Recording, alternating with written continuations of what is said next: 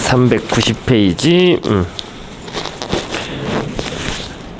과학과 제국의 결혼. 뭐 쉽습니다. 이제 쭉쭉 읽어 나가면 되겠습니다. 과학과 제국의 결혼. 그래서 지난번에는 이제 과학의 무지의 발견이라 그랬죠, 그죠? 과학이 뭐 새로운 지식을 발견하는 것보다 무엇보다 큰 거는 무지의 발견이고, 그것이 이제 제국의 확장하고 바로 결합되는 거예요. 자, 보시겠습니다. 이제 과학과 제국의 결혼. 지구에서 태양까지 거리는 얼마나 될까? 아주 이제 흥미로운 얘기죠. 이것은 근대 초기 많은 천문학자가 강한 흥미를 느꼈던 문제다. 코페르니쿠스가 지구가 아니라 태양이 우주의 중심에 자리 잡고 있다고 주장한 이후에 특히 그랬다. 다수의 천문학자와 수학자가 계산을 시도했지만 이들이 사용한 방법은 서로 크게 다른 결과를 낳았다. 신뢰할 만한 측정 방법이 제시되는 것은 18세기 중반이었다. 이제 금성을 가지고 이제 금성을 기준으로 이제 측정을 하는 게 제안됐습니다. 그래서 금성은 여러 해에 한 번씩 지구와 태양 사이를 직접 가로지른다. 그러니까 이제 그 금성이 지구와 태양 그 사이에 있잖아요, 그죠? 태양이 중심에 있고, 그 다음에 수성, 금성, 지구가 이렇게 있는데, 근데 그 가로 안에 보신 거 보시면 실제로는 100여 년의 터울을 두고 약 8년 간격으로 두 차례씩이다. 이를 금성의 태양면 통과라고 합니다. 금성의 뭐 일면 통과, 태양면 통과라도 요게 왜 이런 일이 발생하냐면 뭐 얘기는 간단해. 요게 그러니까 왜 요거죠. 그러니까 이게 같은 평면에서 돌면은 맨날 발생할 텐데 그게 아니라 이렇게 기울어서, 그죠?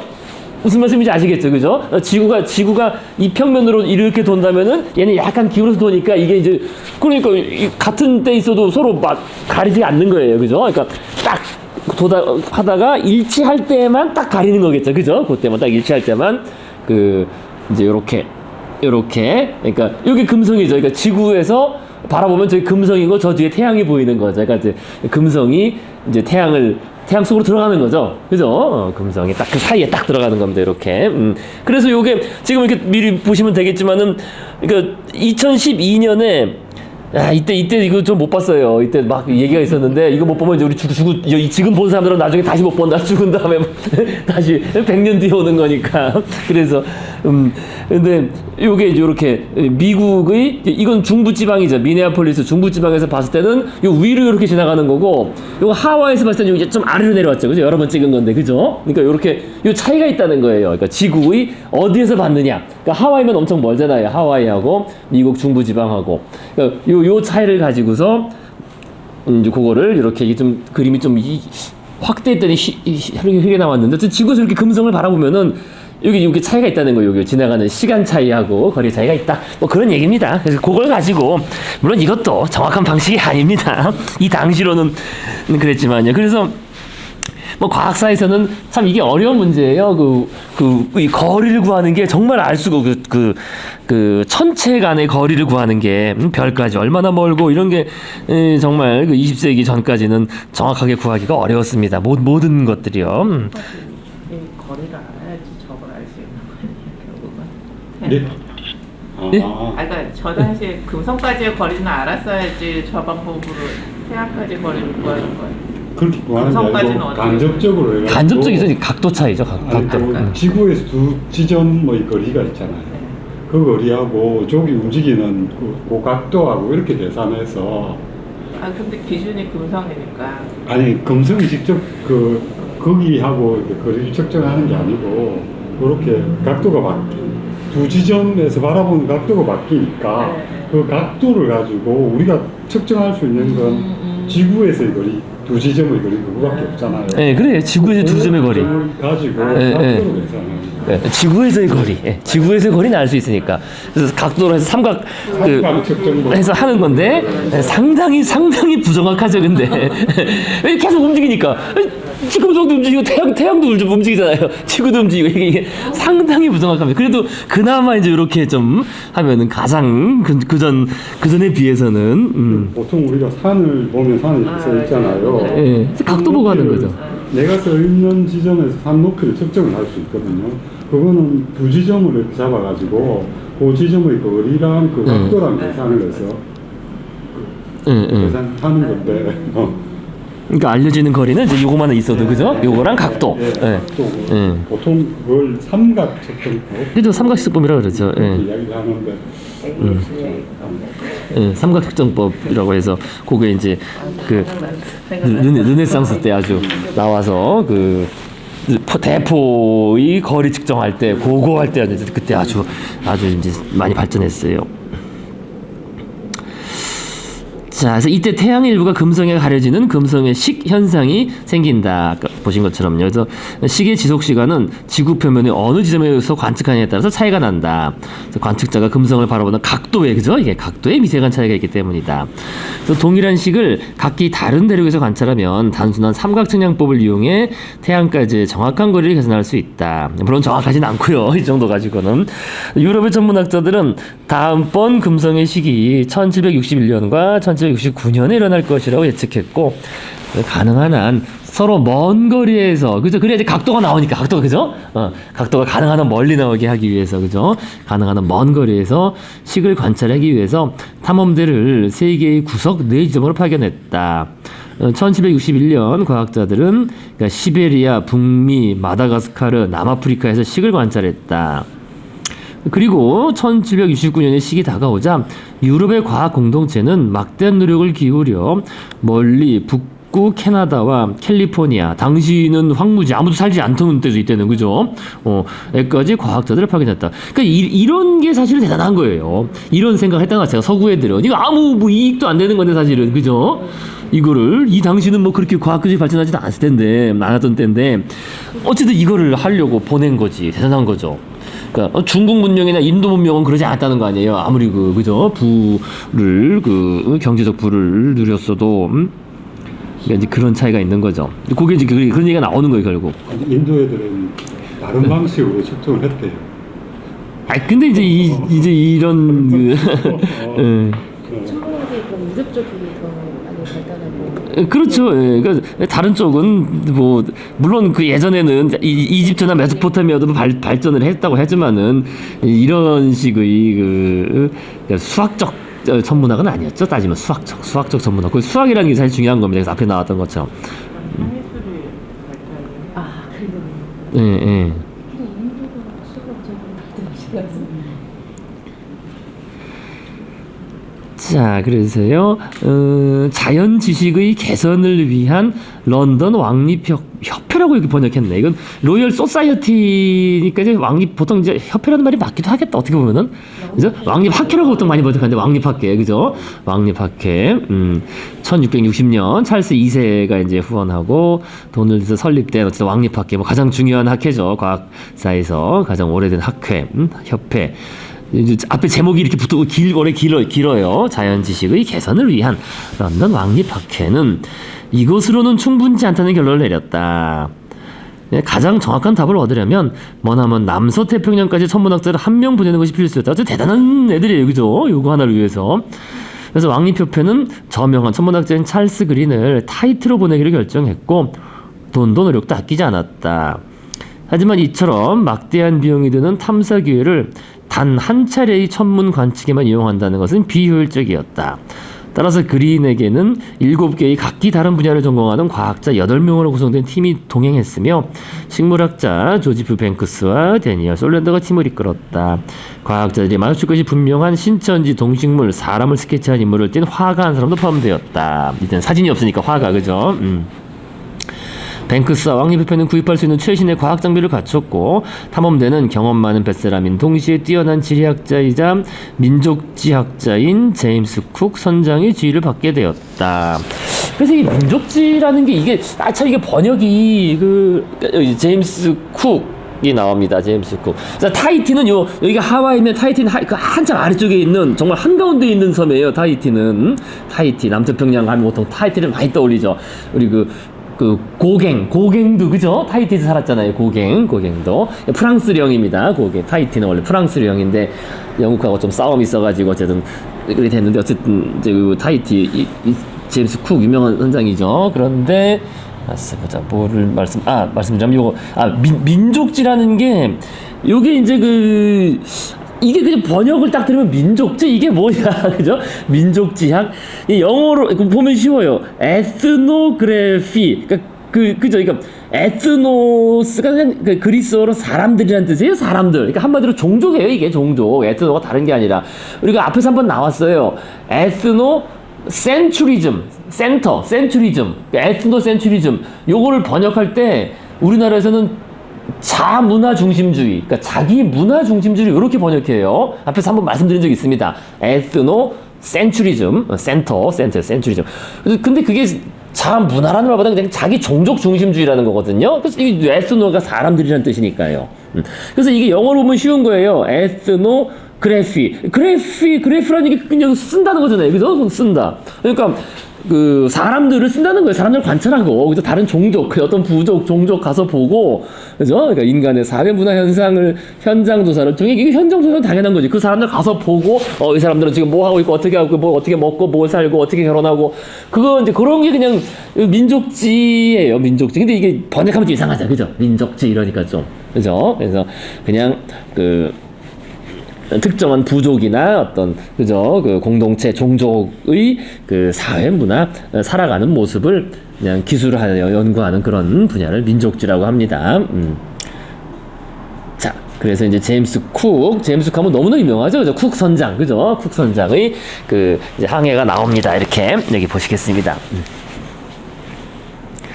그래서 뛰어난 지리학자에서 민족지학자인 제임스 쿡 선장의 뭐 민족지 뭐 학자라고 하기 좀 이상한데, 그러니까 그렇게 다양한 그 인종들을 만나고 보고서를 올린 사람이죠. 이 사람은 군인이니까요, 그죠? 군인이니까 보고서를 당연히 올리겠죠, 그죠?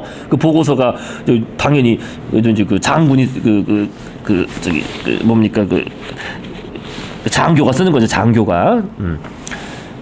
그래서 탐험대는 1768년 영국을 출발해 이듬해 타히티에서 금성의 식을 관측하고 태평양의 여러 섬을 답사한 뒤 호주와 뉴질랜드에 들렀다 1771년 영국으로 돌아왔다. 엄청난 거죠. 그래서 그들은 막대한 양의 천문학, 지리학, 기상학, 식물학, 동물학, 인류학 자료를 싣고 귀국했다.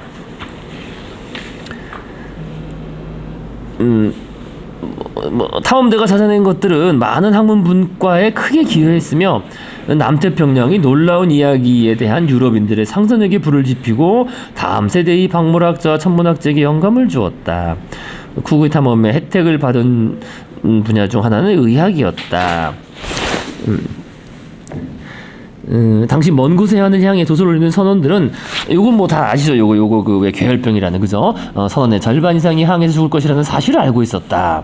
죽음의 신은 분노한 원주민이나 적의 전함이나 향수병이 아니었다. 괴혈병이라 불리는 의문의 질병이었다. 이 병에 걸린 사람은 피로하고 우울하며 잇몸을 비롯하죠. 잇몸에서 방지 피가 나죠. 연약 조직에서 피를 흘렸다. 병이 진행되면 치아가 빠지고 아무지한 상처가 나타난다. 환자는 열이 나고 황달이 생기며 사지를 움직일 수 없게 된다. 그래서 16세기에서 18세기 사이에 괴혈병으로 사망한 선원은 약 200만 명으로 추정된다. 배 타면은 뭐 30일 물론 사람 따라 다르지만은 30일 뭐 40일 이렇게 되면 다 죽는 거죠. 그래서 그 원인이 무엇인지 아무도 몰랐으며 어떤 치료법도 소용이 없어 선원들은 무더기로 죽어나갔다. 1747년 전쯤에 마련되었다. 영국 의사 제임스 린드가 이 병에 걸린 환자들에게 대조 실험을 시행한 것이다. 그는 이들을 여러 집단으로 나누고 각기 다른 방법으로 치료했다. 한 집단에는 괴혈병이 흔히 쓰이는 민간요법인 감귤류를 먹이라는 지시를 내렸는데 그러자 이 집단에 속한 환자들이 급속히 회복되었다. 그래서 린드는 감귤에 선원들의 몸에 부족한 무엇이 들어있는지 몰랐지만 이제 오늘날 우리는 그것이 비타민 C라는 것을 알고 있다. 당시 배에서 먹던 식품에는 이 영양소가 특히 부족했다. 그렇겠죠. 장거리 항해라는 선원들은 비스킷과 말린 쇠고기를 연명했으며 과일이나 채소는 거의 먹을 수가 없었죠. 그죠? 배 뭐 이걸 어떻게 해. 그죠? 다 상해버리는데 그 당시에 냉장고도 없고요. 자, 그래서 393페이지. 영국 해군은 린드의 실험 결과를 믿지 않았지만 제임스 쿡은 믿었다. 그래서 그는 이 의사가 옳다는 것을 증명하려 결심했다. 그래서 그는 자기 배에 소금에 절인 양배추를 대량으로 실었으며 탐험대가 육지에 상륙할 때마다 선원들에게 신선한 과일과 채소를 많이 먹으라고 지시했다. 쿡은 괴혈병으로 한 명의 선원도 잃지 않았다. 그 다음 몇십 년간 세계의 모든 해군은 쿡의 해양 식단을 따랐으며 수없이 많은 선원과 승객이 이 덕분에 목숨을 건졌다. 이제는 뭐 죽지 않게 된 거죠. 완전 달린 거죠. 그죠? 달라진 거죠. 하지만 쿡의 탐사는 그보다 훨씬 덜 바람직한 결과도 나왔다. 쿡은 경험 많은 뱃사람이자 지리학자일 뿐 아니라 해군 장교이기도 했다. 왕립협회가 탐험 비용의 대부분을 댔지만 선박 자체는 영국 해군에서 제공한 것이었다. 해군은 또한 85명이 잘 무장된 선원과 해병대를 파견했으며 배에는 대포, 머스킷총, 화약을 비롯한 무기가 실려 있었다. 탐사대가 수집한 정보 중 많은 부분, 특히 천문학, 지리학, 기상학, 인류학 데이터는 정치, 군사적 가치가 뚜렷했다. 괴혈병의 효과적인 치료법이 발견된 덕분에 영국은 세계의 대양을 지배하고 지구 반대편에 군대를 보내는 능력이 크게 향상되었다. 쿡은 자신이 발견한 수많은 섬과 육지에 대해 영국의 소유권을 주장했는데 이게 이제 핵심이죠. 대표적인 곳이 호주였다. 이게 그 자본주의랑 다 연관되는 거예요. 자본주의 그 특허권과 연관되는 거예요. 특허권. 이미 르네상스부터 있었던 특허권. 그죠? 뭐 어떤 아이디어를 먼저 떠올린 사람은 떠올렸으면 이제 그게 그 사람의 것이라는 거죠. 그죠? 그러니까 어떤 섬이나 땅을 먼저 발견했으면은 그게 그 사람의 것이라는 거예요. 그래서 어떤 다이아몬드를 발견했으면 그게 그 사람의 것이고. 그죠? 개인의 배타적 소유권. 그죠? 그런 게 이제 그대로 투영된 거죠. 이런 게. 발견했으면 그게 이제 우리 거다라는 겁니다. 대표적인 것이 호주였다. 그래서 쿡의 탐사대는 영국이 남서태평양을 점령하고 호주, 태즈메이니아, 뉴질랜드를 정복하고 수백만 명의 유럽인이 새로운 식민지에 정착하며 그곳의 토착 문화를 파괴하고 그래서 원주민 대부분을 박멸할 기초를 닦아주었다. 그래서 결국 이제 쿡 덕분에 호주하고 이제 뉴질랜드가 영국의 식민지가 된 거죠. 그게 결국엔 영연방이 된 겁니다. 쿡. 쿡의 탐사 다음 세기에 호주와 뉴질랜드의 원주민들은 가장 비옥한 땅을 유럽 정착민들에게 빼앗겼다. 원주민 에보리진이라고 하는 그죠? 원주민의 수는 90%가량 줄였고 생존자들은 인종차별적인 가혹한 정권의 지배를 받았다.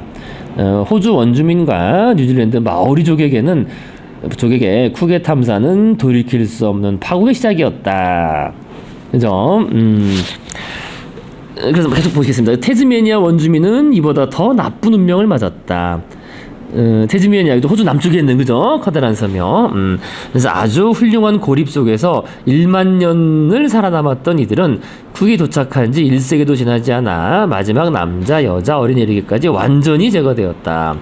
그래서 한 얼마에서는지 모르겠는데 한 5천 명에서 한 10,000명 정도. 그러니까 이게 이 집단 자체도 작았어요. 태즈메니아 섬이 엄청 큰데, 그죠? 우리 한반도의 거의 3분의 2 절반 가까이 정도로 엄청 큰 섬인데, 그 섬에 고립된 원주민은 한 5천 명에서 10,000명이 되지 않는 걸로.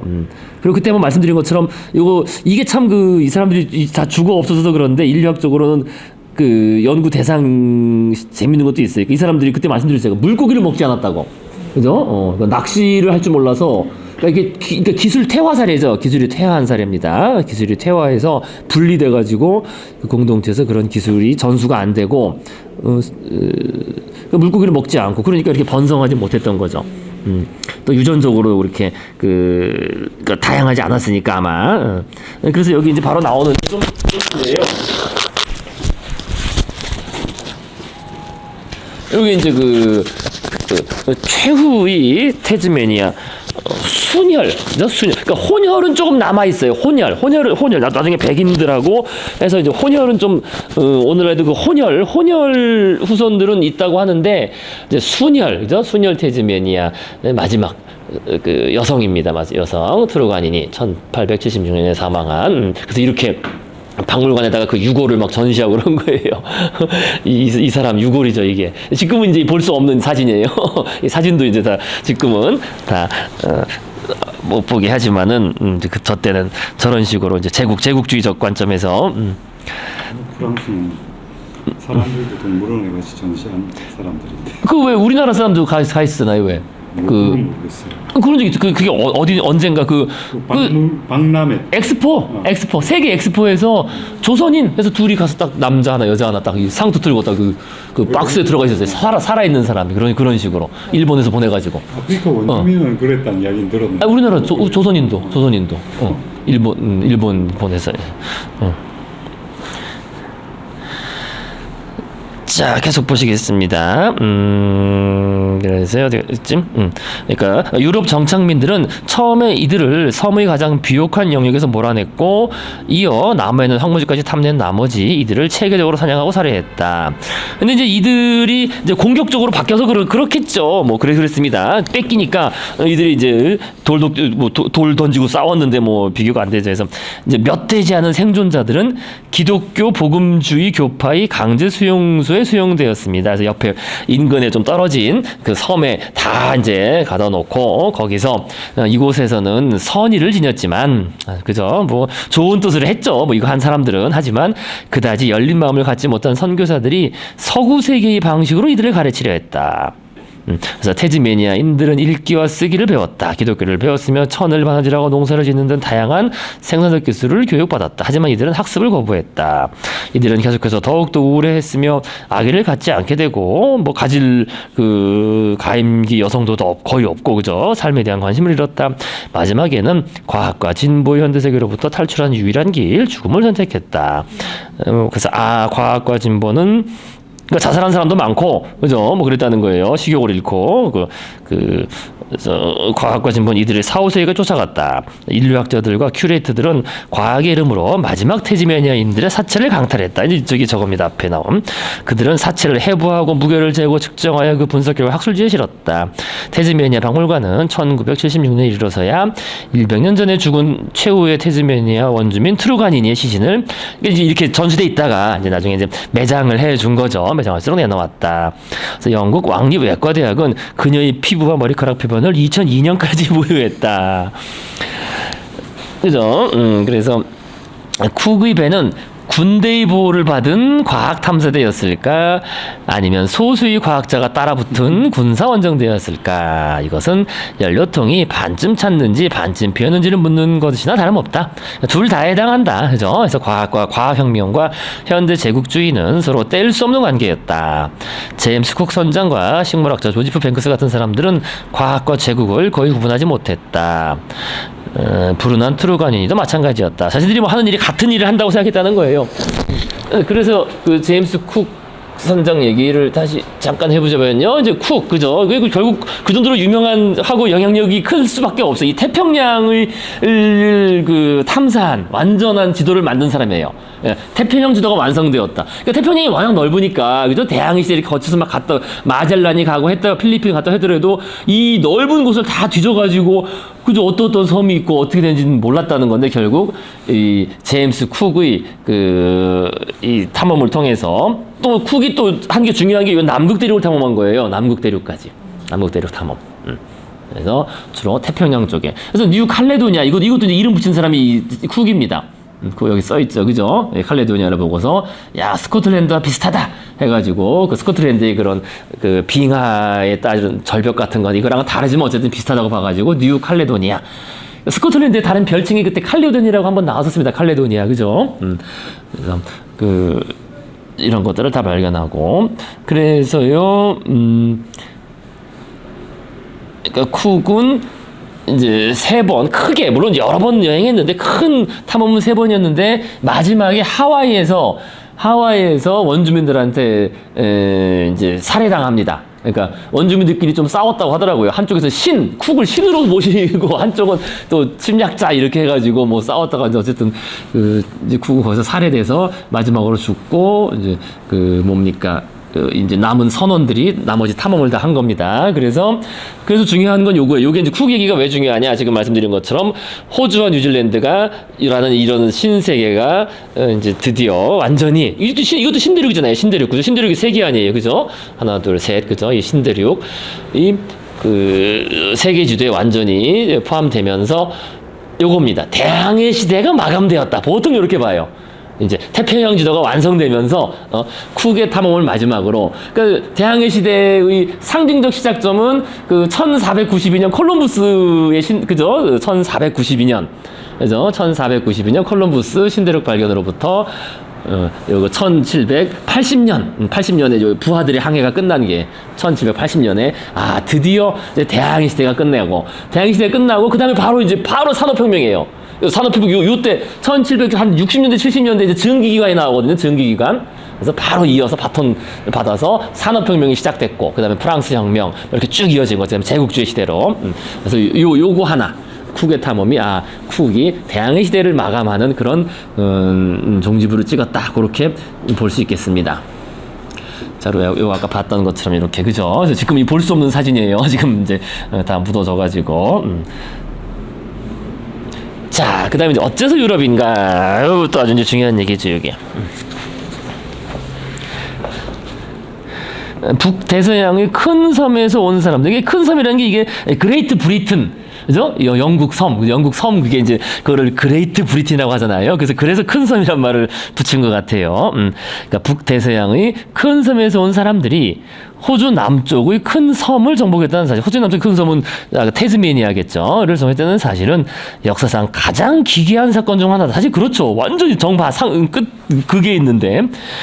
쿡의 탐험이 있기 얼마 전까지만 하더라도 영국 제도와 서유럽 전반은 지중해 세계에서 멀리 떨어진 벽지에 지나지 않았다. 중요한 일이 일어난 적이 거의 없는 곳이었다. 그렇죠. 근대 이전 유럽에서 유일하게 중요한 제국이었던 로마 제국도 대부분의 부를 북아프리카, 발칸, 중동 지방에서 얻었다. 그래서 로마에게 서유럽은 초라하고 황량한 서부에 지나지 않았고 광물과 노예를 제외하면 기여하는 바가 거의 없는 곳이었다. 하나가 뺐네 이 사람들이. 하나 뭐가 들어가냐면 저기 그 모피. 그러니까 북유럽의 주된 유일한 그 생기수단이 사실은 모피였어요. 모피. 그러니까 그 술록 뭐 여우 이런 거 잡아가지고 모피를 그 제공하는 가죽옷을 많이 입었으니까요 그때. 그래서 북유럽은 워낙 황량하고 미개해서 심지어 정복할 가치조차 없었다. 이 틀린 말이 아니에요 이게. 그래서 유럽이 중요한 군사, 정치, 경제, 문화 발전에 온실이 된 것은 15세기 말에야 생긴 일이었다. 르네상스 이제 그부터요. 그래서 1500년에서 1750년 사이 서유럽은 세를 얻고 외부 세계, 특히 남미와 북미 두 대륙과 대양을 의미한다. 외부 세계의 주인이 요때 딱 된 겁니다. 요때. 물론 그렇다 그래서도 아직은 별게 아닌데. 자, 계속 가보겠습니다. 396페이지요. 하지만 심지어 그때도 그죠? 그 남미를 정복하고 했어도 그러니까 그때 이제 그런 게 있었잖아요. 왜 그 에스파니아하고 포르투갈하고 둘이서 뭐 전 세계를 절반으로 나누고 그죠? 나눠서 이쪽은 에스파니아가 하고 이쪽 니네 포르투갈 가져라. 그래봤자 사실은 소용없는 얘기입니다. 사실은. 왜냐하면 유럽은 아시아 강대국들의 상대가 되지 못했죠. 실제로는 그죠? 그래서 유럽이 어찌어찌 미 대륙을 정복하고 바다의 패권을 획득한 것은 주로 아시아의 강대국들이 그런 지역에 별 관심을 보이지 않은 덕분이었다. 사실 그래요, 그죠? 그래서 근대 초기는 지중해의 오토만 제국, 페르시아의 사파위 제국 또는 이제 이제 페르시아라고 합니다. 그냥 사파위 왕조. 그다음에 인도의 무굴 제국, 중국의 명과 청 왕조의 황금 시대였다. 아주 강력한 제국들이죠. 이 제국들은 인구도 엄청 많고 뭐. 그래서 이 제국들은 영토를 크게 확장했으며 인구와 경제가 전대부문으로 성장했다. 1775년 아시아는 세계 경제의 80%를 차지했다.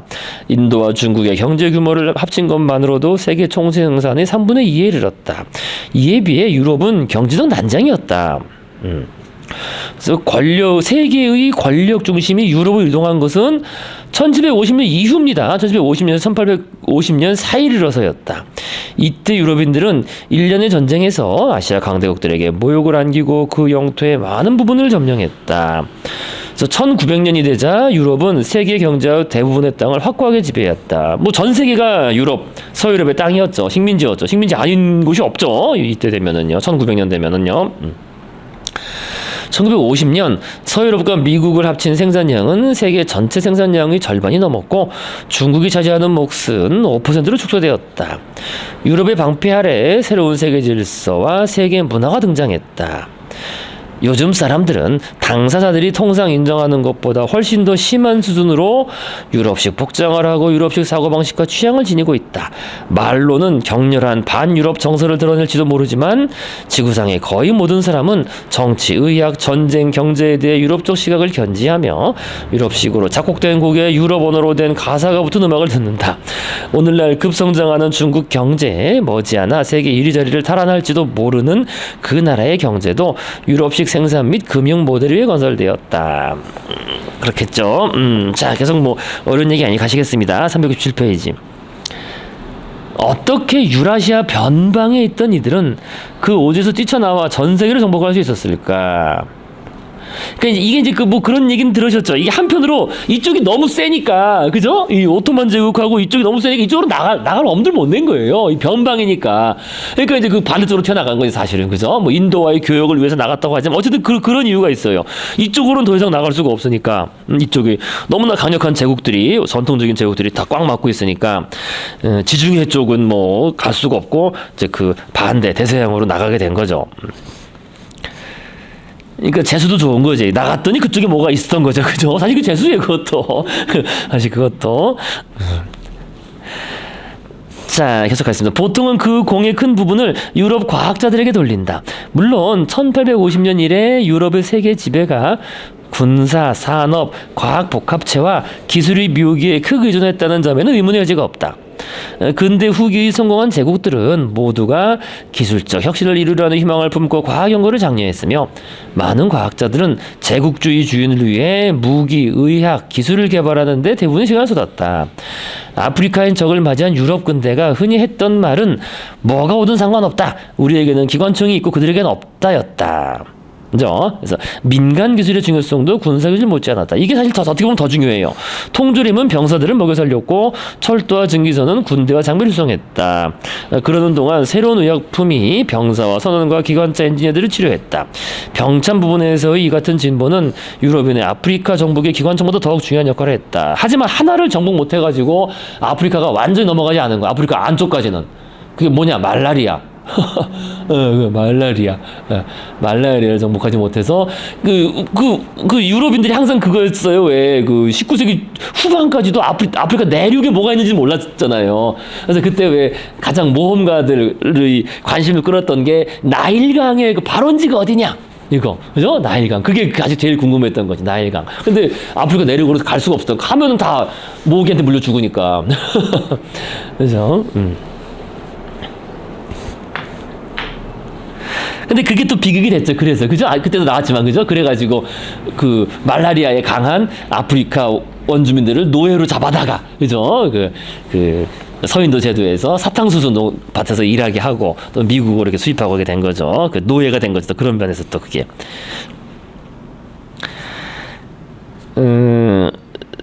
자, 하지만, 1850년 이전에는 그렇지 않았다. 맞습니다. 1850년 대략 요 정도. 그러니까 여기 좀 전에 제가 말씀드린 그거랑 통하는 거예요. 1850년 이후가 되어서야 드디어 아프리카를 이제 안으로 들어가게 되고, 그 다음에 요때부터 그 본격적인 제국주의가 돌아가요. 그러니까 그 이전까지는 사실 그렇진 않아요. 그 이전까지는 1850년 이전까지는 그렇다고 볼 수가 없어요. 유럽이 그 많은 지역에 요렇게 그 뭡니까 그 어떤 포대를 건설하고 중간중간 항구들을 점령하고 한 것들은 있지만, 그러나 그렇게 그 다른 세력들을 위협할 정도로, 아시아를 위협할 정도까지는 아니었는데, 요걸 넘어가면 확실한 유럽의 재패가 이제 결정 나버린 거죠. 1850년 넘어가서요.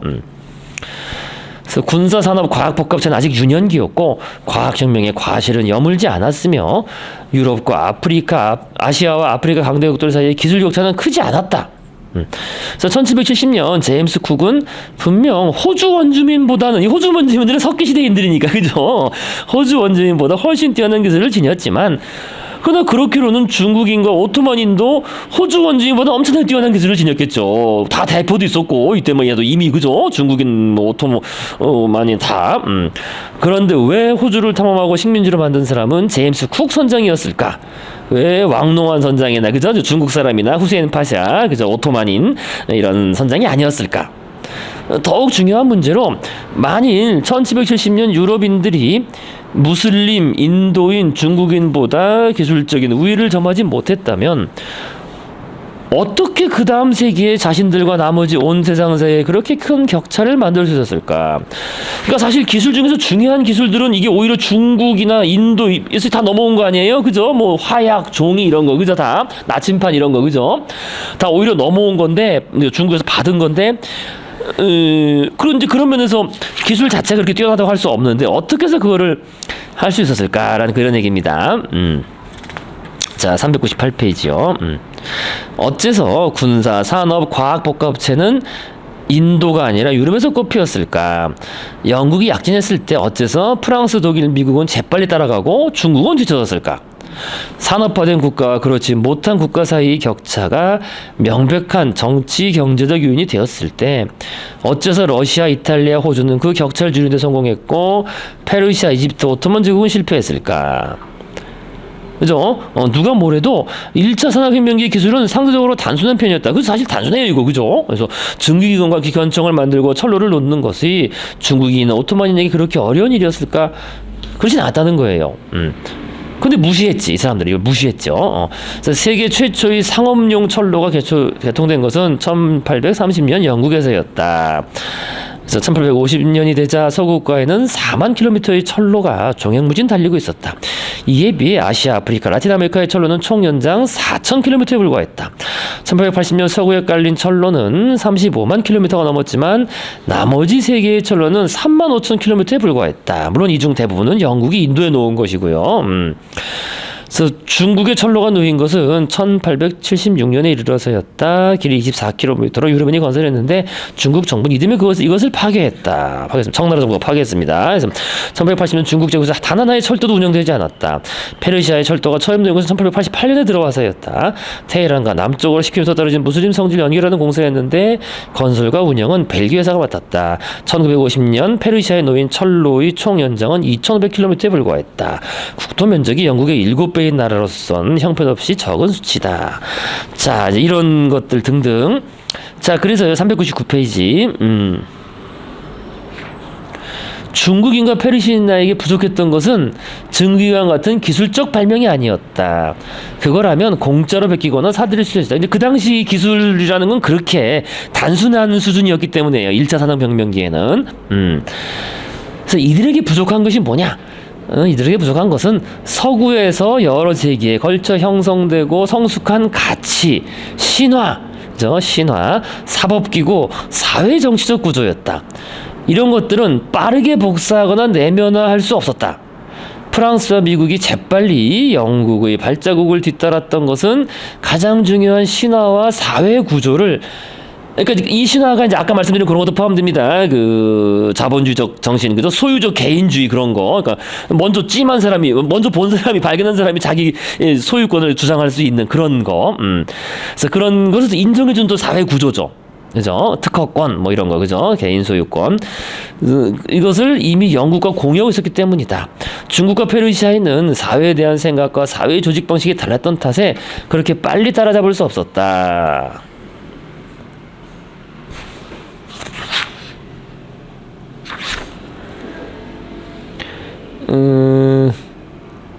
이게 뭐겠습니까? 이게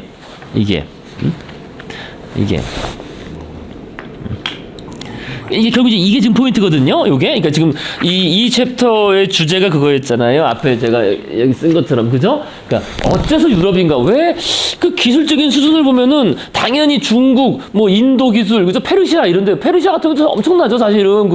우리가 저기 뭡니까?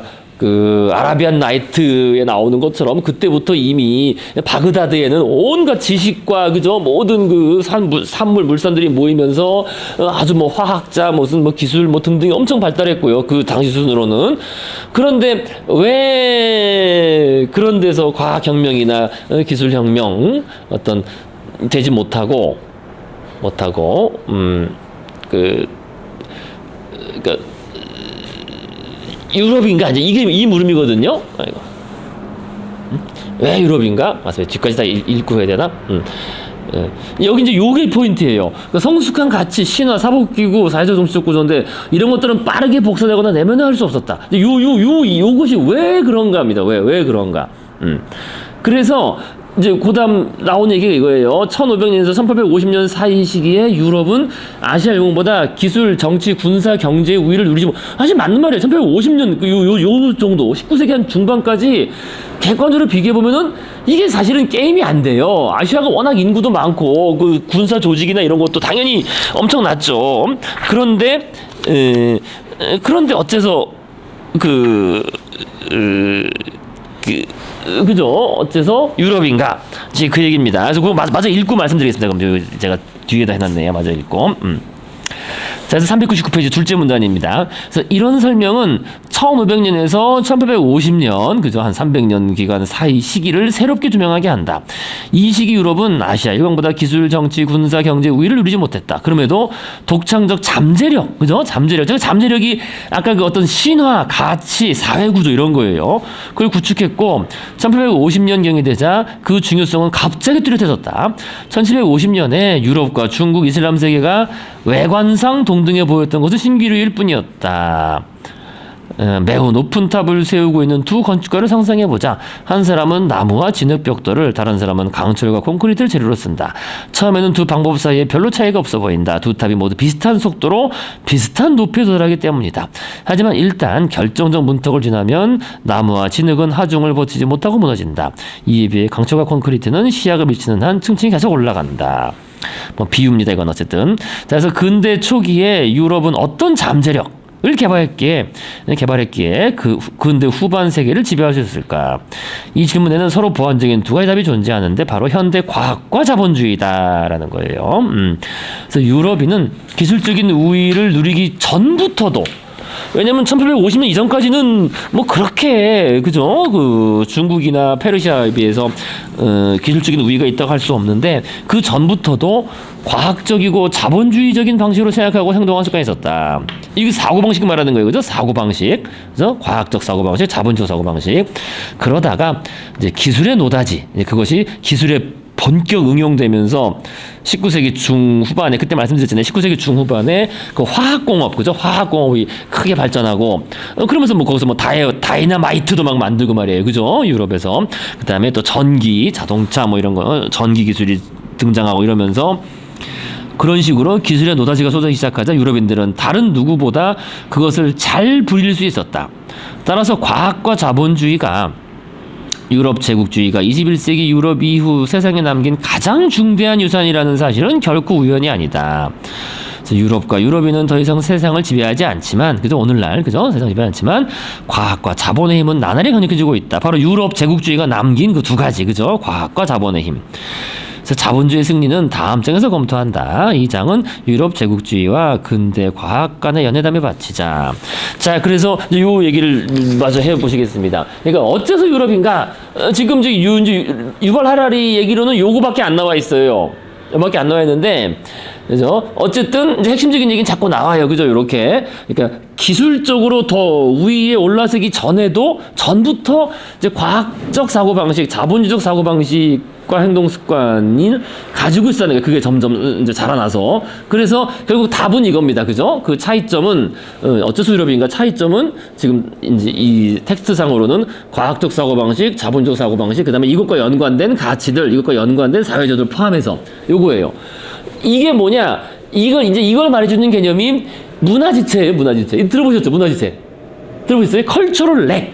렉이라는 게 왜 컴퓨터 렉 걸린다, 버벅대는 거 아니에요? 내가 딱 명령했는데 버벅대는 거 얘가. 그럼 못 따라가는 거죠. 그래서 내 생각을 컴퓨터가 못 따라가면 렉 걸린다 그러잖아요. 그래서 이게 그거거든요. 렉. 컬처럴 렉. 요 개념입니다, 요거. 이게. 이 중에 컬처럴 렉. 그러니까 문화 변동, 사회 변동에 있어서 비물질 문화, 정신문화, 정신문화라는 게 이런 거죠. 어떤 가치, 이런 거. 정신문화의 변화가 물질 문화의 변화를 따라잡지 못한 현상. 그러니까 오늘날에 우리 쉽게 이렇게 표현들을 많이 합니다. 그러니까 하드웨어, 그죠? 물질 문화, 하드웨어, 사물, 도구는 이거는 바꾸기 쉬운데, 뭐 자동차 금방 만들기 쉬운데, 그죠? 근데 그 소프트웨어, 어떤 사고방식, 가치관, 생활습관, 뭐 사회제도, 이거는 바꾸기가 어렵다. 요 얘기입니다. 그죠? 이게 서로 속도가 어긋나는 거예요. 렉이 걸리는 겁니다. 렉. 그래서 여러분들 왜 이 정신지체란 말이 여기서 나오는 거예요? 정신지체야.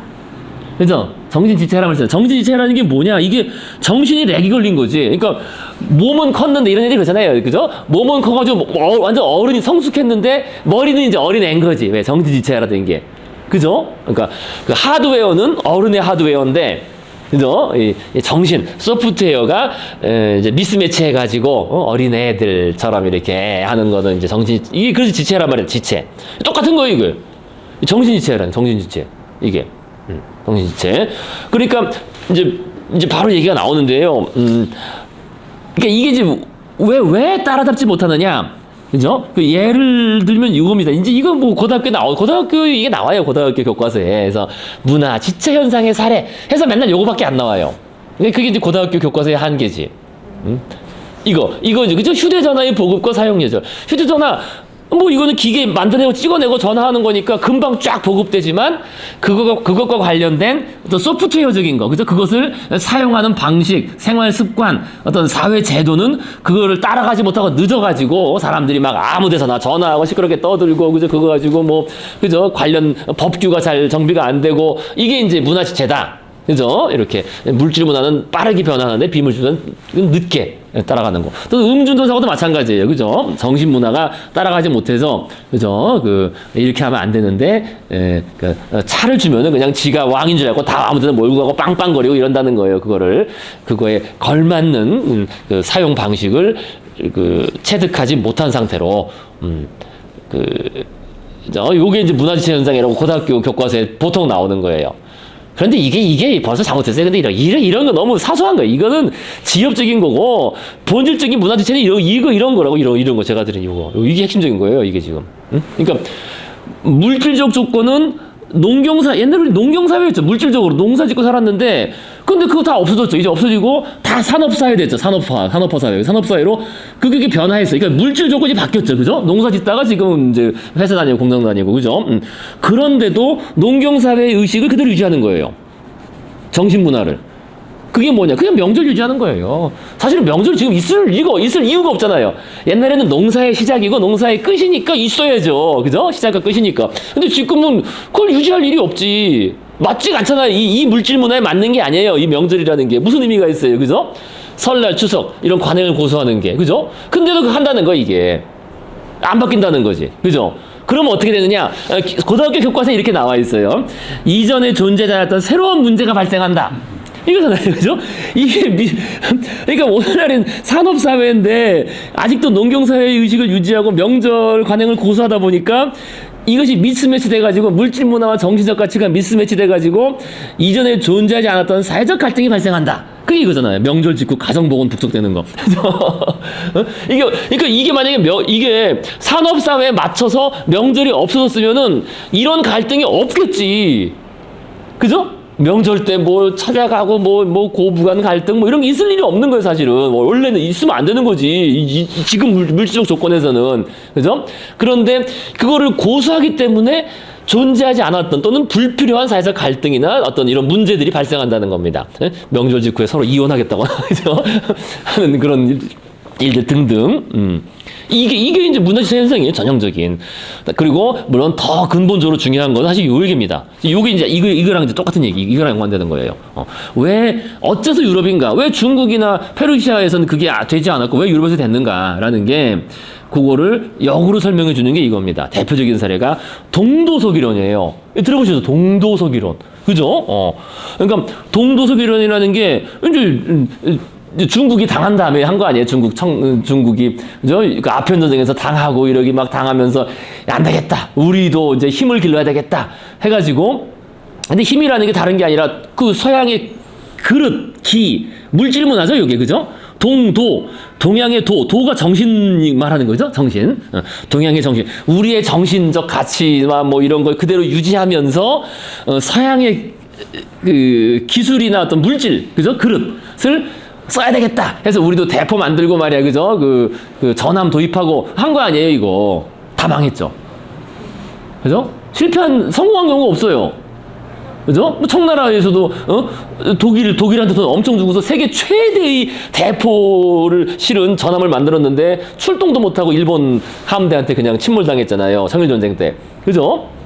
소용없어요. 이거 안 돼요. 이거. 청나라 돈 엄청 들여서 다 이거 만들었는데 이거 그죠? 서양 기술을 도입해도 요것 때문에 안 된 거야. 이것 때문에 동양의 도를 그냥 유지한 상태에서 서양의 물질 문화만 도입하겠다.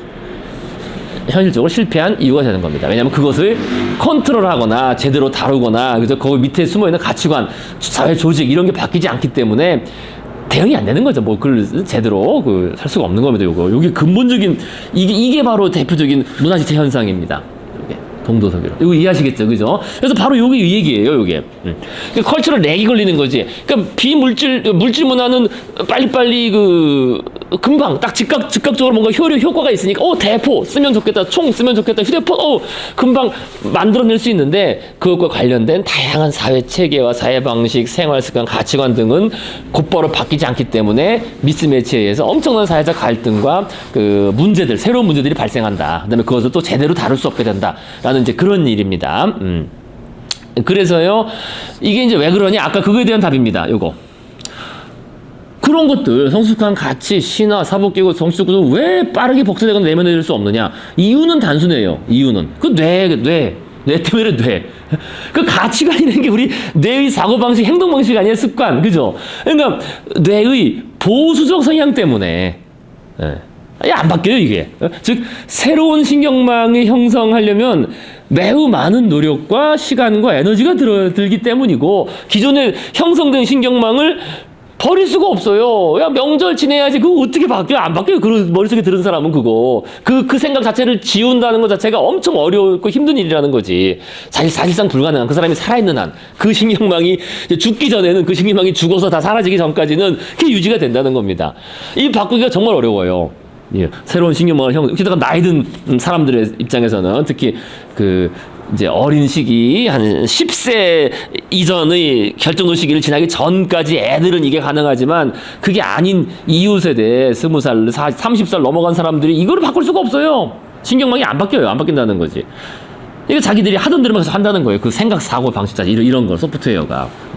뭐 이 연관된 게 확증 편향입니다. 오늘날 뭡니까 오늘날 우리나라 정치에서 그걸 뭐라 그럽니까 진영 논리라고 하는데, 진영 논리, 그죠? 진영 논리가 확증 편향이에요. 그것도 사실은 이것 때문에 그런 거예요. 자기 어떤 하나의 걸 지지하면은, 그냥 그 신경망을 사용하는 게 제일 편해. 에너지가 제일 적게 들어서 그래요, 그게. 그 생각을 바꾸려면 에너지가 엄청 들어요. 이게 다시 단순한 얘기예요. 단순한 우리 뇌의 보수적 성향 때문에 뇌 신경망 자체가 그렇게 정해져 버리면은 그거를 바꾸는데 힘들기 때문에 못 따라잡아요. 못 따라잡는다. 그래서 이걸 따라잡는 거는 이 사람들이 죽어야 돼요. 사실은. 그 세대가 바뀌기 전에 안 돼요. 그럼 사실 실제로 그렇잖아요. 실제 이게 뭐 되겠어요, 금방? 안 되지. 이건 이제 다 그 사람들이 이제 이걸 한 사람이 죽으면은 뭐 그다음에 의미가 없어지고 이제 사라지겠죠. 그렇게 돼서 나서야. 그죠? 자, 그래서 지금 바로 지금 어째서 위로 변화라고 했을 때 바로 그러한 과학적 사고방식하고 자본적 사고방식이나 이런 사회제도 가치들은 이런 중국과 페르시아에서 그거는 그죠? 따라올 수가 없었다. 뭐 그런 얘기가 되겠습니다. 이전 사람 문제가 아니고 당장 우리도 그렇죠. 그렇죠. 이게 사실 그런 문제예요. 너무 빠르니까. 예. 우리들도 이제 그러니까 이제 이런 말씀 드리는 거지. 이게 또 인문학에도 이런 걸 자꾸 깨우쳐가지고 힘들지만 그래도 우린 또 이렇게 현명하게 그거를 또 이렇게 그죠? 또 바꿀 수 없는 것도 아니에요. 근데 또. 그죠? 바꿀 수 없는 것도 아니거든요. 어렵긴 어렵죠. 그거 어떻게 바꾸고 쉽진 않죠. 애를 많이 써야 되니까. 나이가 들면 들수록 바꾸는 게 되게 어려워. 진짜 어렵죠.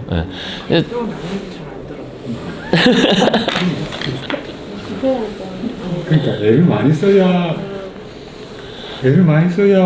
애들하고 이야기도 할 수 있어지려면 애들이 뭐 애를 쓰겠어요. 이게 제일 좋은 방식은 저렇게 돼 있는 사람들이 애를 쓰는 방법. 그러니까 애들 얘기를 들어도 돼요. 애들 얘기를 들어야 그다음에 좀 바뀌어요. 그러니까 뇌가 제일 빨리 바뀌는 방식은 사회적 관계와 사회적 소통이거든요. 그러니까 애들 얘기를 들어서 그걸 흡수해야만 자꾸 애들하고 대화하다 보면 애들식으로 사고하게 되는 거 어쨌든 그래서 옆 따라가는 거 아니에요, 그죠? 그거밖에 없어요. 그나마 빠른 방법이. 우리끼리 그냥 바꿔내도 잘 안 바뀌어요.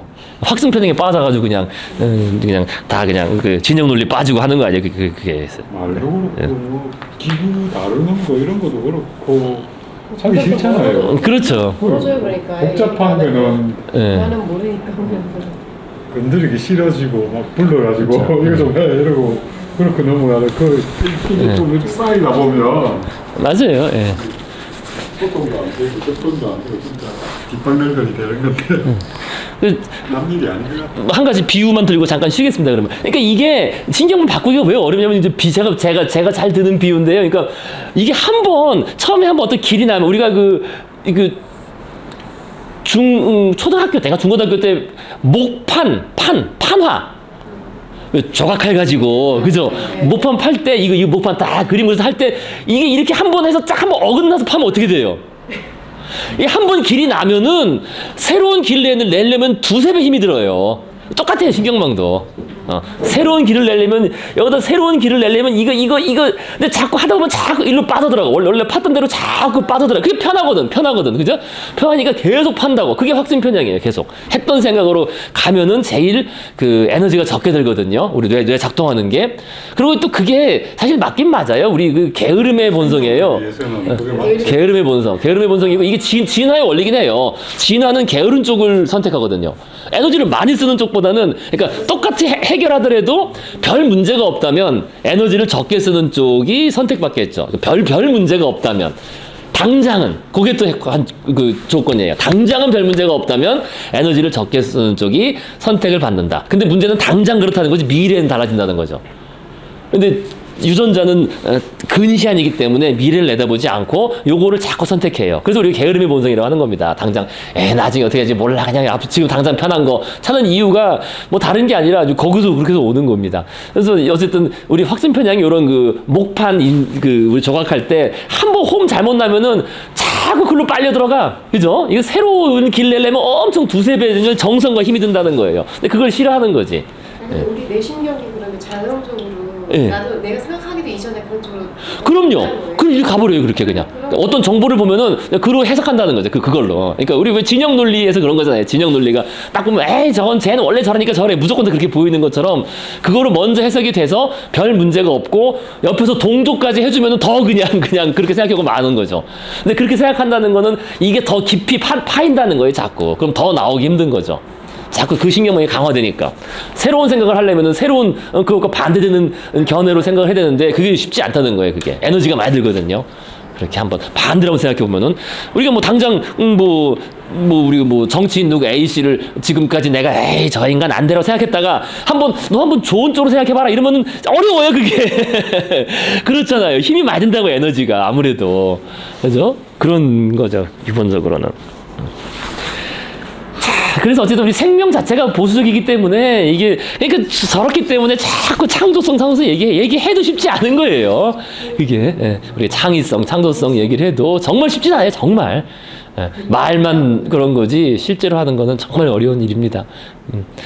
그래도 우리가 이렇게 하는 것도 벌써 근데 이것도 큰 그래서 의미가 있는 거예요. 이런 걸 자꾸 얘기하는 게. 좀 더 보고 마무리 하시겠습니다. 400페이지입니다. 400페이지. 정복의 사고방식. 뭐 어렵지 않습니다. 정복의 사고방식. 그래서 근대 과학은 유럽 제국 덕분에 번창할 수 있었다. 그죠? 아까 말씀드린 것처럼 정말 뭐라고 그거를 관측하러 그걸 함대를 보내고 대단했죠. 그래서 근대 과학이 고전 시대 그리스, 중국, 인도, 이슬람 등의 고대 과학 전통에 큰 빚을 지고 있는 것은 분명하지만 그 독특한 성격이 형성되기 시작한 것은 근대 초기에 이르러서였다. 이 과정은 스페인, 포르투갈, 영국, 프랑스, 러시아, 네덜란드의 제국주의적 팽창과 나란히 일어났다. 근대 초기 동안 중국인, 인도인, 무슬림, 아메리카 원주민, 폴리네시아인은 계속해서 과학혁명에 중요한 기여를 했다. 애덤 스미스와 카를 마르크스는 무슬림 경제학자들의 통찰을 배웠고 아메리카 원주민 의사들이 개척한 치료법은 영국의 의료문헌에 자리를 잡았으며 학자들이 폴리네시아인들로부터 얻어낸 정보는 서구 인력 혁명을 가져왔다. 뭐 이런 식으로 기여했다는 겁니다. 하지만 20세기 중반까지 이런 방대한 과학적 발견을 수집 분석하고 그를 통해 과학적 학문을 창조한 것은 세계적 유럽 제국을 지배하는 지적 엘리트들이었다.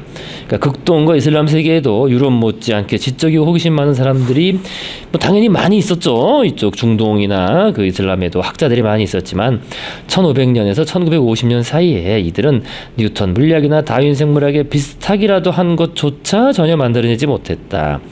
이것은 유럽인들이 과학을 잘하는 독특한 유전자를 지녔다거나 이들이 물리학과 생물학을 영원히 지배할 것이라는 의미가 아니다. 이슬람교가 아랍인 독점으로 시작되었지만 이후 터키인과 페르시아인도 믿게 된 것처럼 현대 과학은 유럽인의 전문 분야로 시작했지만 오늘날은 다민족의 사업이 되고 있다. 그러니까 좀 간단한 예를 들면 우리나라 뭡니까 장영실. 장영실은 과학자가 아니죠. 그러니까 그 한 결과물은 과학적이거나 기술적인 게 있을지 모르지만 이제 그 사람이 한 일은 이거는 기술 관료예요, 사실은. 그죠? 기술직 공무원, 정확히 말하면 기술직 공무원이고, 그럼 뭐 좀 이따 나올 뭐 중국의 정화 이런 사람도 마찬가지고 다 그 기술직 그 관련직 공무원일 뿐인 거지 과학자나 기술자랑은 전혀 다른 거죠, 그죠? 의미가. 자, 그래서요. 무엇이 현대과학과 유럽 제국주의 사이의 연대를 구축했을까? 19세기, 20세기에는 기술이 중요한 요인이었지만 근대 초기에는 기술의 중요성에 한계가 있었다. 그래서 핵심 요인은 식물을 찾는 식물학자와 식민지를 찾는 해군 장교가 비슷한 사고방식을 갖다는 데 있었다. 그러니까 과학자와 정복자는 둘 다 무지를 인정하는 데 출발했다. 이들은 저 밖에 무엇이 있는지 나는 모른다고 말했다. 이들은 둘 다 밖으로 나가서 새로운 발견을 해야겠다는 강박을 느끼고 있었다. 그리고 그렇게 얻은 새로운 지식이 자신을 세계의 주인으로 만들어주기를 둘 다 희망했다. 이거를 정리를 하면은 뭐 똑같은 말이지만 약간 다르게 정리하면 그러니까 그래서 과학자와 제국주의자는 사고방식을 공유했다는 거예요. 먼저 무지를 인정했다. 그죠? 그 다음에 새로운 세계로 나아가면서 새로운 발견. 과학자도 새로운 영역으로, 새로운 탐구 영역, 그죠? 뭐, 세포를 발견하고 또 더 미세한 부분 아니면 뭐 어디 뭐 북극, 남극 등등. 그래서 새로운 발견을 추구하고, 그 다음에 그 결과, 그 발견을 통해서 얻은 새로운 지식을 통해서 그 새로운 세계를 컨트롤할 수 있게 됐다. 이제 요거를 공유했다는 거예요. 큰 틀에서. 요거를. 자, 그래서요. 계속하시겠습니다. 유럽 제국주의는 역사상 존재했던 다른 모든 제국주의 프로젝트들과 완전히 달랐다. 그러니까 이전에도 뭐 다른 제국들이 많았죠, 그죠? 중국의 제국, 뭐 페르시아 제국 많았지만요. 그래서 과거의 제국 추구자들은 자신들이 이미 세상을 이해하고 있다고 주장하는 경향이 있었다. 그래서 정복은 단지 그들의 세계관을 활용하고 퍼뜨리는 것에 불과했다. 402페이지요. 그래서 예를 들어 아랍인들은 이집트나 스페인 혹은 인도를 정복했지만 자신들이 모르고 있던 무언가를 발견하기 위한 것이 아니었다. 그러니까 로마인, 몽골인, 아즈텍인들이 탐욕스럽게 새 땅을 정복한 것은 권력과 부를 찾아서였지 새 지식을 찾아서가 아니었다. 그리고 이제 그곳에 권력과 부가 있으니까 그걸 뺏으러 간 거죠. 이 사람들은. 그죠? 그곳에 있다는 걸 알고 그곳에 권력과 부가 있는 곳을 찾아서 정복한 것뿐이 아니라 찾은 게 아니라 있다는 걸 알고 이제 그 이미 알려진 땅을 정복하고 그러니까 힘교육을 한 거죠. 계속 그걸 놓고 왔다 갔다 한 거죠. 이와 대조적으로 유럽 제국주의자들은 새 영토뿐 아니라 새 지식을 획득한다는 희망을 안고 먼 곳의 해변을 향해 떠났다. 이런 생각을 한 최초의 탐험가가 제임스 쿡은 아니었다. 이미 15, 16세기 그저 포르투갈과 스페인 항해자들도 이미 그렇게 생각하고 있었다. 그래서 포르투갈의 항해자 엔리크라고도 하고요. 발음이 그죠? 엔히크가 맞죠? 원래 발음은 엔히크 왕자와 바스코 다가마는 아프리카 해안을 탐사하고 그 과정에서 섬과 항구의 지배권을 강탈했다. 크리스토퍼 콜럼버스는 아메리카를 발견하자 즉각 스페인 왕의 통치권을 선포했다. 페르디난드 마젤란은 세계 일주 항로를 찾아냈고 이와 동시에 스페인이 필리핀을 정복할 기초를 놓았다. 그래서 시간이 흐르면서 지식의 정복과 영토의 정복은 점점 더 긴밀하게 합쳐졌다. 그죠? 이제 요게 이제 중요한 포인트가 되겠습니다. 제국주의. 그러니까 지식의 정복과 영토의 정복이 아주 하나로 된 거죠. 그래서 18, 19세기 유럽을 출발해 먼 나라로 향한 주요 군사 탐험대는 향한 거의 모두 과학자들을 배에 태우고 있었다. 이들의 목적은 이 과학자들의 목적은 전투가 아니라 과학 지식의 발견이었다. 1798년 나폴레옹은 이집트를 침공하면서 165명의 학자를 데려갔다. 이들은 많은 일들을 해냈지만 무엇보다도 이집트학이라는 완전히 새로운 학문을 구축했고 종교, 언어, 식물 연구에 중요하게 기여했다. 그래서 요 이제 계속 또 읽기 전에 그게 이거예요, 결국에 요게. 요 지역학이라는 게 이렇게 형성된 거예요, 요게. 지역학. 그러니까 지식의 정복과 영토의 정복은 점점 더 긴밀하게 합쳐져가지고 결국 지역학이라는 그 뭐라 그럽니까 그런 학문이 탄생한 거예요. 어떻게 보면 지역학, 그죠? 지역학이라는 게 지역을 놓고 지역의 모든 그죠? 역사, 뭐 인문, 뭐 인문지리, 사회지리 뭐 등등 다 통합적으로 그죠? 한국학 이런 거 시키면서 한국학, 저 만주학. 그죠? 뭐 인도학 이겁니다. 이거 전형적인 형태는 지역학이다. 그래서 이게 우리나라 역사에 바로 있는 거 아니겠습니까? 경성제국대학, 그죠? 지금 서울대학교의 전신이라고 하는 경성제국대학은 이게 일본이 제6제국대학으로 설치한 거예요. 설치한 그 동기가 이겁니다. 목적은 조선반도와 만주의 지역 연구와 총본산, 이 지역 연구의 총본산을 목적으로 경성제국대학을 세우고, 그죠? 거기서 연구를 해가지고 그 지역의 지배권을 공고하게 하는. 그래서 진출하고 거기에 바로 대학 자체를 아예 큰 대학을 세워가지고 그 지역학을 연구한 거죠. 지역학. 그죠? 한국학, 만주학, 요렇게. 그죠? 전형적인 형태입니다. 지역학이라는 게요. 그러니까 이집트학이라는 게 딱 벌써 지역학 아니에요. 그죠? 이집트학. 여기 지금 나온 거, 예를 나온 것처럼, 사례로. 알아야 이용할 수 있고. 그렇죠. 그래서 1831년 대영제국 해군은 측량선 비그로를 보내 남아메리카 해안과 포클랜드 섬 갈라파고스 제국의 지도를 작성하게 했다. 해군은 남미에 대한 식민지 지배를 공고하게 하기 위해서 그런 지식이 필요했다. 그러니까 이제 수로 그 가장 큰 1차적인 목적은 그 남아메리카의 해안선과 수로 측정입니다. 수로 측정. 그래서 아마추어 과학자였던 선장은 탐험 도중 만나게 될 지형을 연구하기 위해서 탐험대에 지리학자를 추가하기로 결정했다. 그러니까 이게 참 많이 나와요. 지금 선장은 군인인데 아마추어 과학자라고 그러잖아요. 그죠? 이런 식의 그 결합된 얘기가 정말 많이 나옵니다. 그 군인들인데 지적인 그 탐구를 해서 그 과학사의 이름을 남긴 사람들이 무지 많다는 거죠. 뭐 가까운 사례는 우리나라에서도 그런 일이 있었잖아요. 우리나라에서도 연천 돌도끼 발견한 사람이 미군 장교관, 미군 하사관인가 그죠? 연천 돌도끼. 그게 그 사람은 과학적 그게 있으니까 딱 보고서 그게 보통의 돌하고 다르다는 걸 알았어요. 그게 쉬운 게 아니죠. 우리나라도 그런 역사가 있는 거죠. 자, 그래서요. 그러니까 전문 지리학자 여러 명이 그의 초청을 거부하자 이게 이제 여행이 워낙 기니까 이랬어요. 예정은 2년 예정이었는데 5년 걸렸어요. 5년 이 비그로가 5년. 그래서 선장은 케임브리지를 졸업한 22세의 찰스 다윈에게 이 업무를 제안했다. 다윈은 영국 국교회 성직자가 되기 위해 공부했으나 성경보다는 지리학과 자연과학에 훨씬 더 많은 관심을 두었다. 그는 이 기회를 놓치지 않았고 그 이유는 알다시피 역사가 되었다. 그죠? 이제 진화론이 탄생하는 거죠. 선장이 군사 지도를 그리느라 시간을 보내는 동안 다윈은 실증적 자료를 수집하고 통찰력을 형성했으며 이것이 종국에는 진화론으로 꽃피었다. 그래서 비그로 여기 뭐 이렇게 그림이 있습니다. 그죠? 비그로 정밀한 수로 탐사 목적으로 이제 남아메리카 여기 이렇게 해서요. 영국에 출발해가지고 갈라파고스 뭐 타히티 이제 다 한 바퀴 세계 돌고 다시 돌아가는 거죠. 비그로 저기 그림도 있습니다. 아주 유명한 그런 사건. 그 다음은 이제 확인되지 않은 사례입니다. 확인되지 않은 사례인데요. 뭐 이제 이런 그 정복의 마인드를 예시하는 거로 드러났습니다. 1969년 7월 20일 닐 암스트롱과 버즈 올드린은 달 표면에 착륙했다. 그죠? 그래서 탐험에 앞서 아폴로 11호 우주 비행사들은 몇 개월간 달과 환경이 비슷한 미국 서부 사막에서 훈련을 받았다. 이 지역은 여러 아메리카 원주민 공동체의 고향인데 우주 비행사들과 한 원주민과의 만남을 담은 전설 같은 이야기죠. 이건 뭐 확인된 일이 없어요. 전설 같은 이야기입니다. 어느 날 훈련 중인 우주 비행사는 늙은 아메리카 원주민과 우연히 마주쳤다. 그래서 남자는 우주 비행사들에게 이곳에서 무엇을 하고 있냐고 물었다. 그들은 달을 탐사하기 위해 곧 떠날 원정대의 대원들이라고 대답했다. 이 말을 들은 노인은 잠깐 침묵했다가 입을 열었다. 자신을 위해 부탁을 하나 들어달라는 것이었다. 무엇을 원하세요? 그들이 물었다. 우리 부족 사람들은 달에 신성한 정령들이 산다고 믿는다오. 그들에게 우리 부족에서 보내는 중요한 메시지를 당신들이 전해줄 수 있을까 해서. 그 메시지가 뭔데요? 우주비행사들이 물었다. 남자는 자기 부족의 언어로 뭐라고 말했고 우주비행사들에게 그 말을 정확히 외울 때까지 계속 되풀이해서 말하게 시켰다. 그게 무슨 뜻이지요? 우주비행사들이 물었다. 그건 말할 수 없어요. 이 말의 뜻은 우리 부족과 달의 정령들에게만 허락된 비밀이랍니다. 기지로 돌아온 우주비행사들은 그 부족어를 말할 수 있는 사람을 수소문한 끝에 마침 통역할 사람을 찾아내요.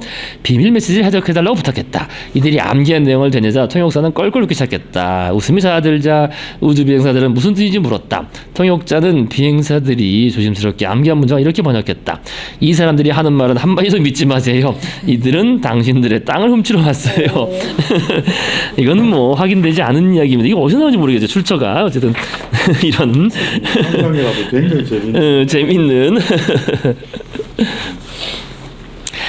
자, 이제 그다음에 이제 또 더 재밌는 이제 지도 이야기가 나옵니다. 비어 있는 지도. 비어 있는 지도. 있나? 비어 있는 지도. 비어 있는 지도. 아, 이게 진짜 대단한 거예요. 비어 있는 지도. 그러니까 이게 바로 비어 있는 지도라는 게 그 무지를 인정한다는 거잖아요. 무지. 저쪽은 모른다. 이게 비어 놓은 거잖아요. 그죠? 그게 대단한 거예요.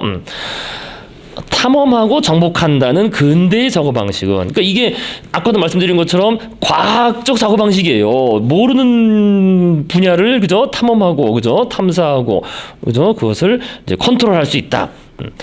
그것이 이제 제국주의 사고 방식하고 똑같다는 거예요. 탐험하고 정복한다는 근대의 사고 방식은 세계 지도의 발전에서 잘 나타난다. 근대 이전에도 수많은 문화권에서 세계 지도를 그렸다. 단언하건대 그중 어느 것도 세계 전체를 정말로 알고 그린 것은 없었다.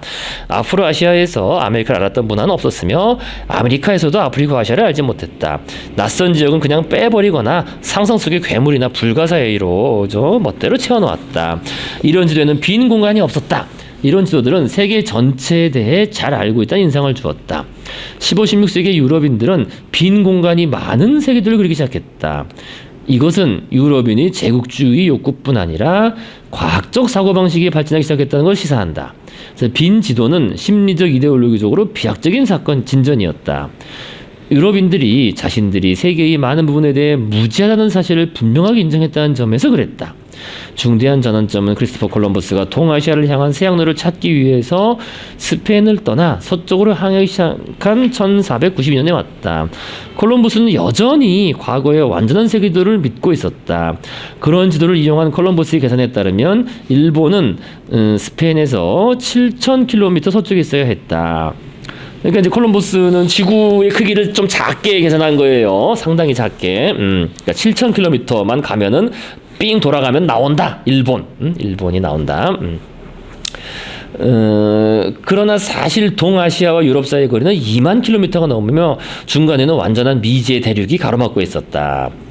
1492년 10월 12일 오전 2시쯤 콜럼버스 탐험대는 미지 대륙과 맞닥뜨렸다. 핀타우이 도트에서 관측하던 후안 로드리게스 베르메호는 이제 이게 이제 그 선원이 최초로 그 신대륙을 본 사람이죠. 섬을 하나 발견해 외쳤다. 육지다. 그래서 오늘날 우리가 바하마라고 부르는 그래서 바하마 제도 곳이었다. 그래서 콜럼버스는 자신이 동아시아 연안의 작은 섬에 도달했다고 믿었다. 그는 자신이 인도 제도에 그래서 오늘날 우리가 동인도 제도 혹은 인도네시아 군도라고 부르는 곳이다. 인도 제도에 상륙했다고 믿었기 때문에 그곳에서 발견한 사람들을 인디언이라고 불렀다. 콜럼버스는 평생 그렇게 오해했습니다. 그죠? 그래서 완전히 새로운 대륙을 발견했다는 생각은 그로서는 받아들일 수 없는 것이었다. 콜럼버스까지는 특히 그래요. 콜럼버스까지는. 그래서 거기 406페이지에 이제 그 지도가 있잖아요. 위에 지도. 그죠? 이 지도 보면 정말 꽉 차 있어요. 그죠? 유럽 이쪽에 있고 한가운데 그 중동 지역이 있고 저쪽에 중국이 있고 아래쪽에 아프리카까지 다 그려 있습니다. 거기 보시면요. 1459년 이 콜럼버스 전이죠. 콜럼버스가 1492년이니까요. 콜럼버스 직전에 유럽에서 제작된 세계 지도, 유럽은 왼쪽 맨 위에 있다. 그러니까 세부상이 가득 그려져 있는데 유럽인들이 전혀 모르는 남아프리카까지도 이제 뭘 막 그려 넣었어요. 그죠? 그려 넣어서 어쨌든 앞으로 아시아, 그러니까 구대륙을 딱 다 그려 넣은 그런 세계 지도입니다. 그러니까 뭐 빈 곳이 없죠. 빈 곳이 없다는 겁니다. 자, 그다음에 계속 읽겠습니다. 그래서 콜럼버스는 뭐 이런 줄 알았고 그의 세대의 많은 사람들에게도 마찬가지였다. 그래서 그 신대륙이 아니라는 그래서 위대한 사상가와 학자뿐 아니라 오류가 있을 수 없는 성경까지도 수천 년 동안 유럽과 아프리카와 아시아 밖에 몰랐다. 그런데 그들이 모두 틀렸을 수 있을까? 성경이 세계의 절반을 몰라줄 수 있을까? 이것은 마치 1969년 달을 향해 비행하던 아폴로 11호가 무슨 이유에서인지 그때까지 관측에서 전혀 발견하지 못했던 새로운 달과 충돌했다는 이야기나 마찬가지였다. 그러니까 그 콜럼버스의 배가 이제 그죠? 그 산타마리아호가 아폴로 11호고 그게 이제 가다 쾅 부딪혔다는 거죠. 어디다가. 그래서 무지를 인정하지 않은 콜럼버스는 여전히 중세인이었습니다. 이것까지는 뭐 틀린 말은 아니에요. 그래서 그는 자신이 세계 전체를 안다고 확신했으며 심지어 스스로 이룬 기념비적인 발견도 그 확신을 흔들지 못했다. 그죠? 자기는 여전히 인도에 도착했다라고 생각을 했다는 겁니다. 그리고 이제 죽었죠. 그런 의미에서 최초의 근대인은 아메리고 베스푸치였다. 들어보셨을 겁니다. 그는 1499년 1504년 사이에 여러 차례 아메리카 탐험대에 참가했던 이탈리아 선원이었다. 1502년에서 1504년 사이 그 탐험의 내용을 담은 두 건의 문서가 유럽에서 출간되었다. 저자는 베스푸치로 되어 있었다. 이들 문서의 주장에 따르면 콜럼버스가 새로 발견한 섬들은 동아시아 연의 섬들이 아니라 완전히 새로운 대륙이었다. 성경이나 고전 지리학자나 동시대 유럽인들에게 전혀 알려지지 않은 곳이라고 했다. 이렇게 이제 아메리고 베스푸치가 앞에 있습니다. 그래서 이 사람 뭐 어떻게 보면 큰 사람 아닌데 어쨌든 우피치 미술관에 이런 조각상이 있을 정도로 저쪽 이탈리아에서는 나름 국뽕이죠. 이탈리아 출신이라고 그죠? 나름 그러니까 자기들은 그럴 거예요. 아메리카를 최초로 발견한 사람은 이탈리아다 이렇게 아마 이탈리아에서는 그런 이제 국뽕 실은 그런 조각입니다. 자 그래서요 1507년 이런 주장을 확고하게 믿은 존경받는 지도제작자 마르틴 발트제 밀러는 최신판 세계 지도를 출간했는데 그것은 유럽에서 서쪽으로 항해한 선단이 상륙했던 곳을 별개의 대륙으로 표시한 최초의 지도였다. 그래서 대륙을 그려놓은 발트제 밀러는 이름을 부여했다. 그는 그것을 발견한 사람이 아메리고 베스푸치라고 잘못 알고 있었던 터라. 그러니까 그 책을 봤으니까요. 이 대륙에 아메리고를 기르는 이름을 붙였다. 아메리카라고. 그래서 발트제 밀러의 지도는 인기를 끌었고 수많은 다른 지도 제작자들에게 복제되었다.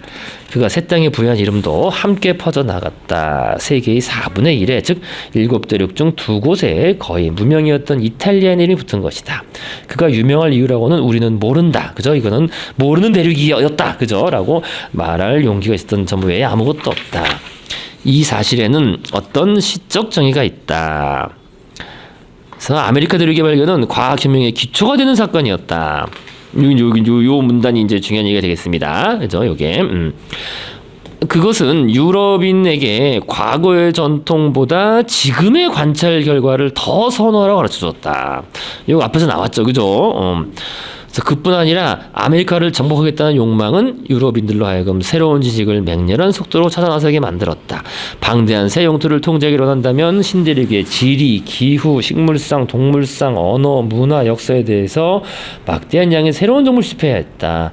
기독교 성경이나 옛 지리서, 고대 구비 전통은 거의 도움이 되지 않았다. 그죠? 그래서 이제 유럽의 지리학자뿐 아니라 거의 모든 학문 분야에서 일하는 학자들은 채워 넣을 공백이 있는 지도를 그리기 시작했다.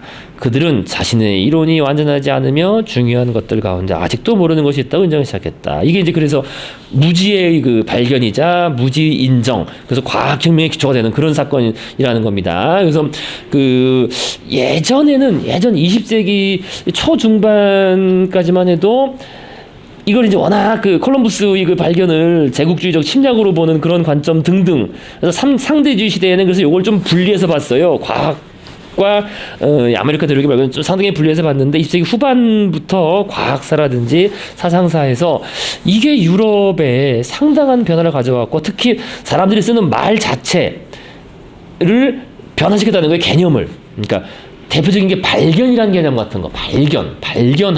발견하다라는 게 우리는 너무나 자연스럽게 새로운 거를 발견한다는 생각을 하잖아요. 발견이란 말 자체가. 근데 그 전에는 발견한다는 말이 있었어도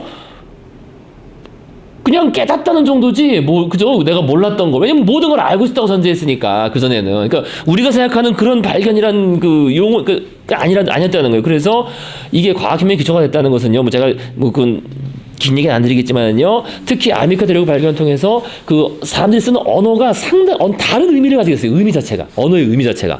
또 사실이라는 말 자체도 그렇고 이게 정말 그래요. 그리고 우리가 쓰는 중요한 단어들이 오늘날 우리가 알고 있는 의미로 쓰지 않았다는 거예요. 옛날 사람들은. 근데 그게 당연한 게 모든 걸 알고 있고 이미 그 태양 아래 새로운 게 없다라고 생각하는 사람들이 그런 말을 쓰는 것하고 우리가 쓰는 건 다르겠죠. 그죠? 개념이. 예. 근데 그것이 콜럼버스의 아메리카 대륙의 발견으로부터 그런 언어의 의미가 바뀌면서 그것이 과학의 언어가 됐고 오늘날 우리가 사용하는 의미가 됐다는 거예요. 그런 식으로 이제 과학사나 이런 연구가 20세기 후반에서 21세기에 거쳐서 이제 좀 다시 되고 있습니다. 이것도 그런 연구 결과를 반영한 겁니다. 유발 하라리가 그래도요. 그런 얘기를. 그러니까 그 전에는 상당히 좀 별개로 봤어요. 과학하고 아메리카 발견은 조금 다르지 않느냐 봤는데 그렇지 않게 됐다는 그 정도 얘기겠습니다. 자, 그래서요. 오늘 요 정도 할까요? 좀 더 읽을까요? 할까요? 오늘 요 정도 하시고 이거 지도만 한번 보고 마무리합시다. 오늘 409페이지 지도 있잖아요. 그러니까 이제는 이렇게 그 비어 있는 지도를 그렸다는 거예요. 이거 참 재밌어요. 그죠? 그 지도만 보고 마무리하시겠습니다. 그죠? 살비아티의 세계 지도 1525년. 그죠? 콜럼부스 이후에 30년도 안 된. 그죠? 그러니까 아까 봤던 1459년의 세계 지도는 대륙과 섬과 상세한 생물들로 가득 차 있었고 빈 공간이 없잖아요. 근데 이 지도는 거의 공백이에요, 지금. 그죠? 그래서 이 아메리카 해안선만 이렇게 해안선하고 그 쿠바 이런 데만 좀 나와 있고 나머지는 다 공백입니다. 거의 공백이다. 아메리카 대륙의 연선을 따라 남쪽으로 눈을 돌리면 어느덧 빈 공간과 만난다. 이 지도를 본 사람에게 최소한의 호기심이 있다면 이렇게 묻지 않을 수 없다. 이 지점 너머에는 뭐가 있지? 그죠? 지도는 답을 주지 않는다. 보는 사람에게 돛을 올리고 찾아보라고 요구할 뿐. 이게 이제 다른 점이라는 거예요. 이게 그죠? 그래서 우리가 뭐 중국에서 그려진 지도 이런 거 봐도 다 세계가 차 있어요. 그죠? 꽉 차 있지. 심지어 마야인들이 그린 지도, 뭐 아프리카 부족들이 그린 지도 봐도 다 자기들을 세상의 중심에 놓고 주변이 꽉 차 있어요, 다. 그죠? 근데 이 지도는 정말 다른 거죠. 빈 공간이 있고 이것은 우리가 모른다. 그 무지를 인정하고 그죠? 이것을 새로 탐험하고 그 지식을 알면은 그 지식을 우리가 컨트롤 그죠? 통치하고 지배할 수 있다라는 물론 이제 그 사고 방식은 이제 유럽에서 발전한 아까 말한 자본주의 그런 사고 방식과 연관된 거죠. 자본주의 또는 개인적인 소유권, 특허권 이런 거. 그러니까 얘네들은 뭐를 발견하면은 그것이 자신의 개인의 특허가 된다는 것도 참 독특한 거예요. 우리 동양이나 이런 쪽에서는 당연히 발견이 있었지만 그 발견하는 즉시 왕의 소유가 되는 거죠. 왕. 그죠?